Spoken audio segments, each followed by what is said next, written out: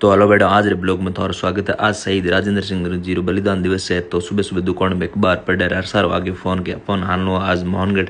तो मनो कहता ना आज पहलो रक्तदान कराऊं। तो हर सार दियोड़ तो मैं पूग गया मोहनगढ़ पूगते ये टेंट लागोड़ो तो पूगे शहीद न दिनी जा श्रद्धांजलि अर्पित करने बाद लागोड़ तो बेड में ब्लड देवन लाग गया। कहूँ मारो जीवन आज पहलो रक्तदान है।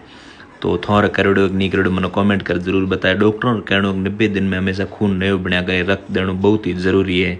तो थे गया नहीं जरूरी हो सरी मैंने कमेंट कर जरूर बताया।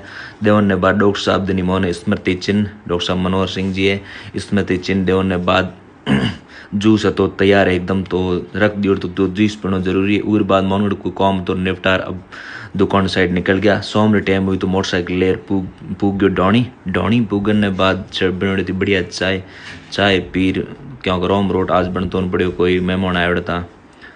तो बढ़िया रोम रोट बनने लाग रहा है क्यों खीरों में पक्या करे दड़ेर में पकड़ो बहुत ही बढ़िया रोम रोट आया करे। ईर सागे लेवांगा रिडर दूध री कड़ी।